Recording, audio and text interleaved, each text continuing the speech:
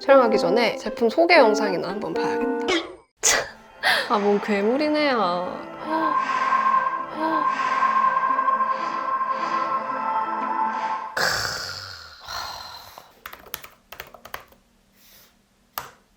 괴물이네. 견디고 듣다 보면 늘어가는 테크 지식. 오케이.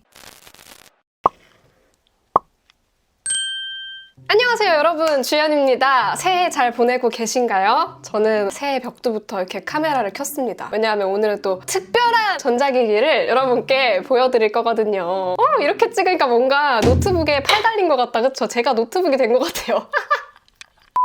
오늘은 바로 이 노트북을 여러분께 보여드리려고 가지고 왔는데요. 사실 제 채널은 지금까지 좀 여러분한테 친근한 전자기기와 어떤 쉬운 설명들 위주로 보여드렸었잖아요.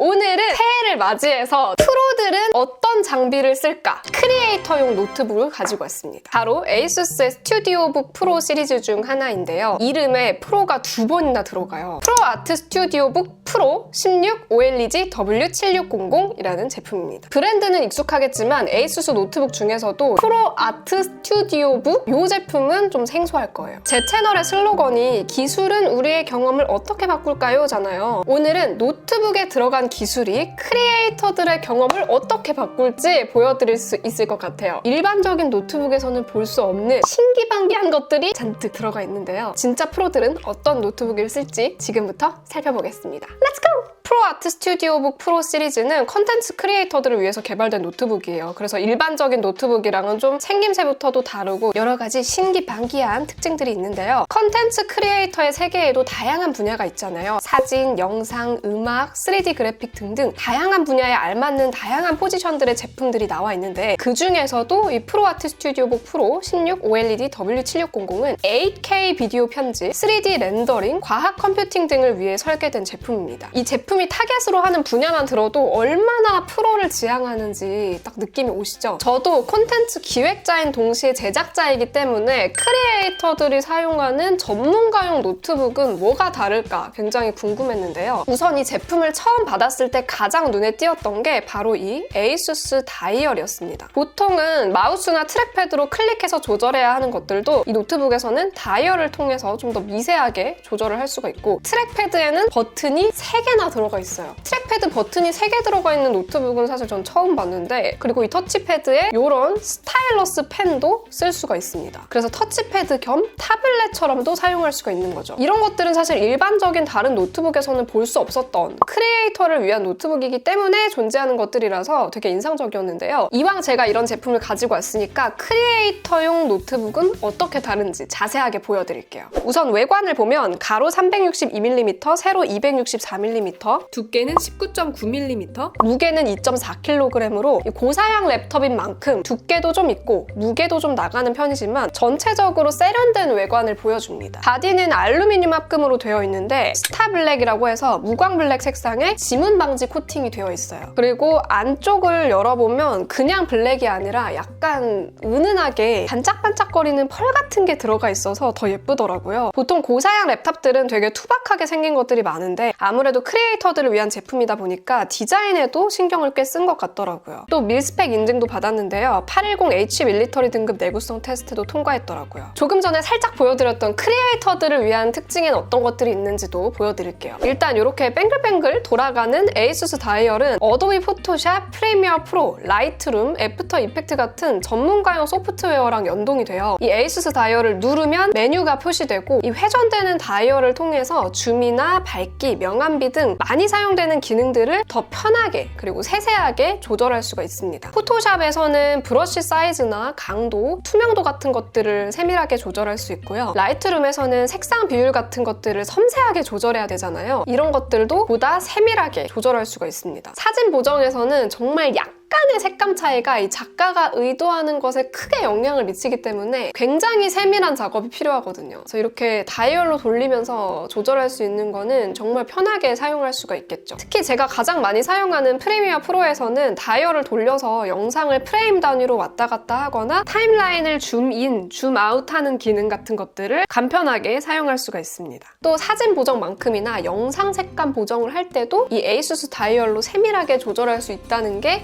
굉장히 큰 특징이죠. 또 아까 보여드린 것처럼 터치패드에는 기능 버튼이 3개가 들어있는데요. 버튼이 3개나 들어있다 보니까 3D 렌더링 소프트웨어를 사용할 때 개체 회전이나 뒤집기 같은 작업들도 쉽게 할 수가 있어요. 이런 작은 버튼 하나가 실제로 사용할 때는 편의성을 꽤 크게 좌우하거든요. 그리고 터치패드에는 스타일러스 펜을 사용할 수가 있습니다. 이 스타일러스 펜은 노트북에 기본적으로 들어가 있는 구성품은 아니고요. 따로 구입을 할 수가 있는데 이 터치패드에다가 마우스처럼 쓸 수도 있고 스타일러스처럼도 쓸 수가 있는데요. 이 터치패드 자체가 아예 디지타이저 기능을 하기 때문에 이 에이수스 스타일러스를 사용해도 되고 MPP 1.5 표준의 다른 서드파티 스타일러스도 사용을 할 수가 있습니다. 사실 타블렛 용도로 쓰기에는 크기가 좀 작긴 하지만 1024의 필압을 지원하기 때문에 필기나 드로잉에도 간단하게 바로 사용할 수가 있겠더라고요. 그리고 마우스를 좀 오래 사용하면 손목 아프신 분들 있잖아요. 그런 분들이 마우스 대신해서 이렇게 펜으로 사용을 하기에도 괜찮고요. 그래서 이런 하드웨어적인 부분에서도 뭐 다이얼이라든가 버튼이 여러 개가 들어가 있다든가 이런 스타일러스를 지원한다든가 하는 크리에이터를 위한 장비인 게 딱 눈에 띄는데요. 소프트웨어도 마찬가지로 크리에이터용을 겨냥해서 맞춤형으로 들어가 있더라고요. 소프트웨어도 한번 보여드릴게요. 프로아트 크리에이터 허브라는 내장 소프트웨어가 들어가 있는데요. 간단히 말하자면 전문가들이 시스템 설정을 자기 하는 작업에 최적화한다거나 아니면 연결된 모니터를 보정한다거나 이런 크리에이터들에게 필요한 기능들을 쉽고 빠르게 설정할 수 있는 그런 전용 앱입니다. 우선 대시보드를 보시면 프로세서, 메모리, 스토리지 같은 정보들을 이렇게 빠르게 확인할 수 있고요. 특히 성능 모드를 조절할 수가 있어요. 노트북을 상위 퍼포먼스 모드로 전환하면 더 나은 성능을 위해서 CPU와 GPU 전력 제한 값을 더 높게 설정해주고 펜 속도를 높여서 발열을 최소화하고 성능을 유지할 수 있게 해주는 거예요. 그래서 평상시에 간단한 작업을 할 때는 여기서 표준 모드로 사용을 하다가 뭐 렌더링을 해야 된다거나 고사양 작업이 필요할 때는 이렇게 퍼포먼스 모드나 최대 속도 모드로 사용하면 좋겠죠. 그런데 이렇게 설정하면 펜 속도가 빨라지면서 소음도 꽤 커지긴 합니다. 한번 들어보세요.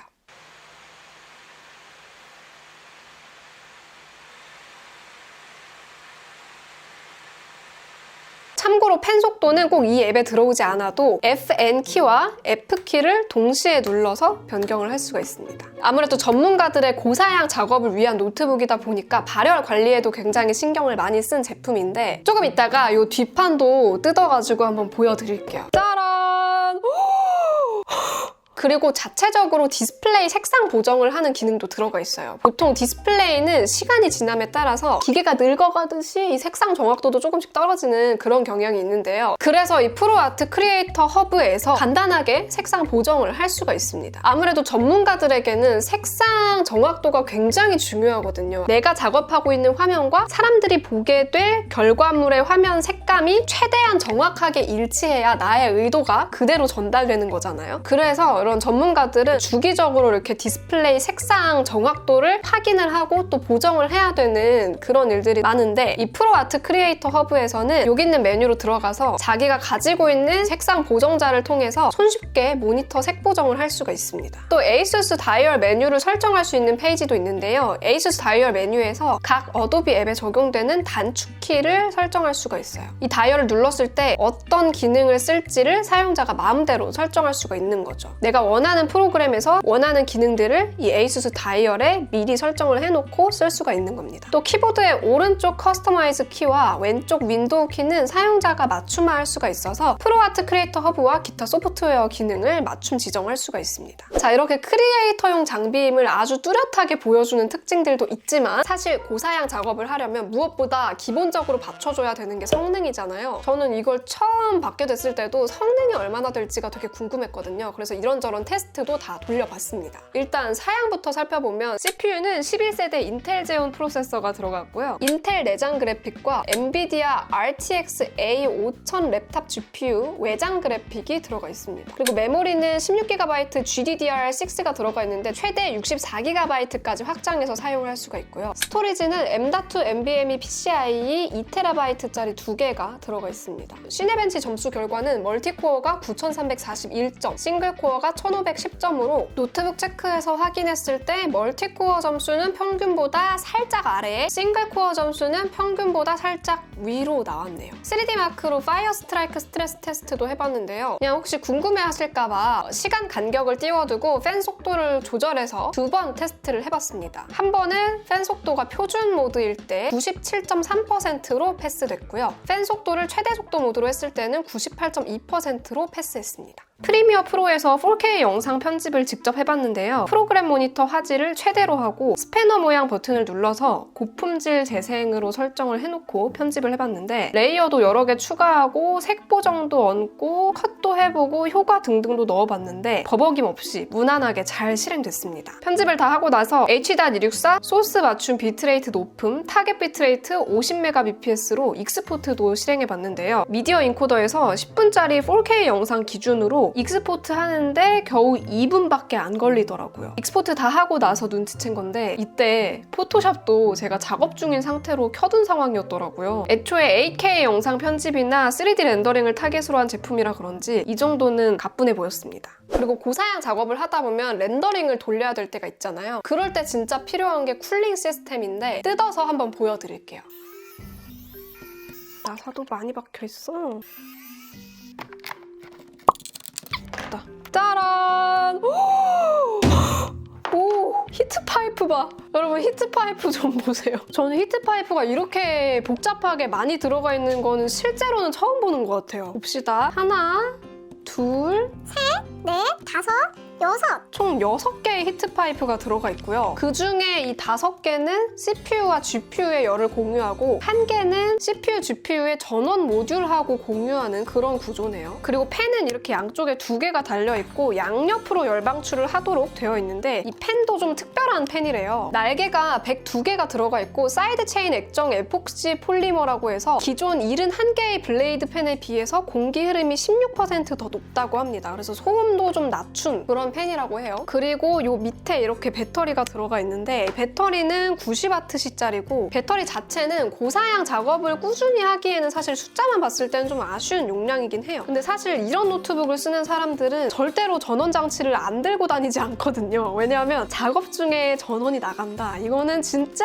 크리티컬한 사건이기 때문에 잠깐 갖고 나가서 짧게 작업하는 용도에는 뭐 90W 정도도 충분한 용량이긴 합니다. 왜냐하면 전원 장치를 필수적으로 들고 다닐 거기 때문에. 그리고 이 뒷판 뜯고 나서 또 눈에 띄는 게 크리에이터용 노트북답게 연결성이 굉장히 좋은 것 같아요. 일단 최대 8K 120Hz 또는 10K 60Hz 화면을 출력할 수 있는 HDMI 2.1 포트가 들어가 있고요. 한 개인 건 좀 아쉽긴 하지만 썬더볼트 포트 하나가 들어가 있고 USB-C 타입 3.2 Gen2 하나, 여기 보니까 DC 인포트도 들어가 있고요. USB 3.2 Gen2 타입 A 하나, 그리고 여기도 들어가 있네요. USB 3.2 Gen2 타입 A 2개가 들어가 있고요. 그리고 여기는 멀티 오디오 잭이 들어가 있는데 얘는 하이리스 오디오 인증을 받은 칩셋이 들어가 있는 3.5mm 콤보 오디오 잭입니다. 그리고 크리에이터들에게는 또 굉장히 필요한 부분이죠. SD카드 리더기도 풀사이즈로 들어가 있는데요. 최대 985mbps 전송 속도의 SD 익스프레스 카드 리더기입니다. 그리고 랜선 포트도 들어가 있는데요. 기가비트 RJ45 랜선 포트입니다. 그리고 뒷판 뜯고 나서 또 눈에 띄는 게 바로 이 2개의 스피커인데요. 스피커는 오디오 브랜드 하만 카돈으로부터 인증받은 오디오 시스템입니다. 근데 사실 윈도우 노트북을 영상 작업용으로 사용하려고 할 때 가장 아쉬운 부분이 스피커이기도 해요. 근데 이 제품도 스피커가 이렇게 작은 걸로 2개 듀얼 채널로 들어가 있는데요. 일반적인 윈도우 노트북에 비해서는 사운드가 나쁘진 않지만 전문가용 스펙을 가진 노트북이라고 생각하고선 봤을 때는 좀 아쉽지 않나 싶거든요. 여러분께도 한번 직접 사운드 들려드릴게요.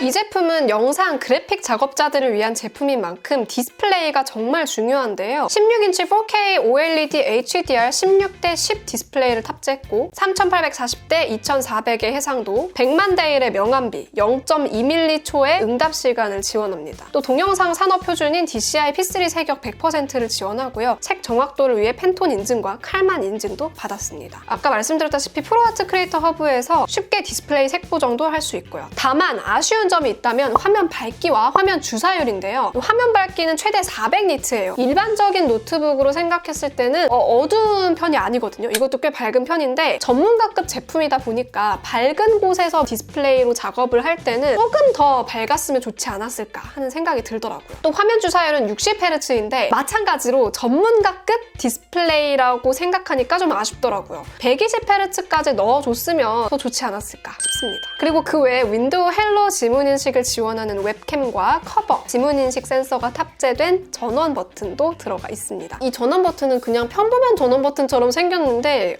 지문인식 센서가 들어가 있더라고요. 그래서 전원 켜면서 바로 지문인식을 할 수 있어서 또 편리하게 쓸 수가 있습니다.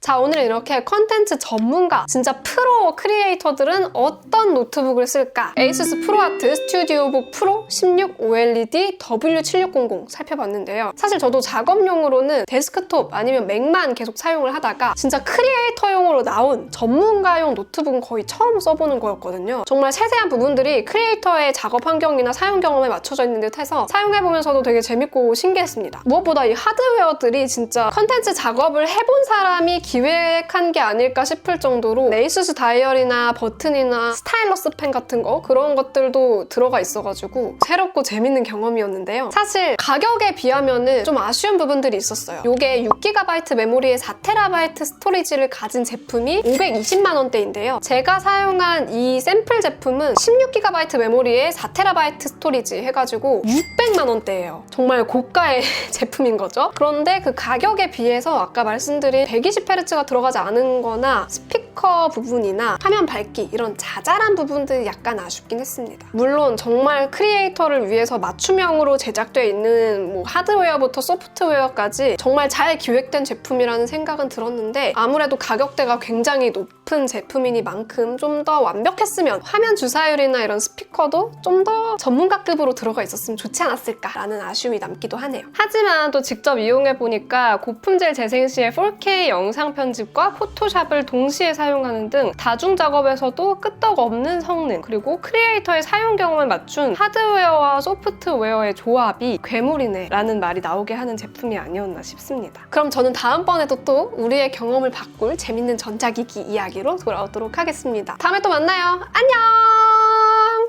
빠이!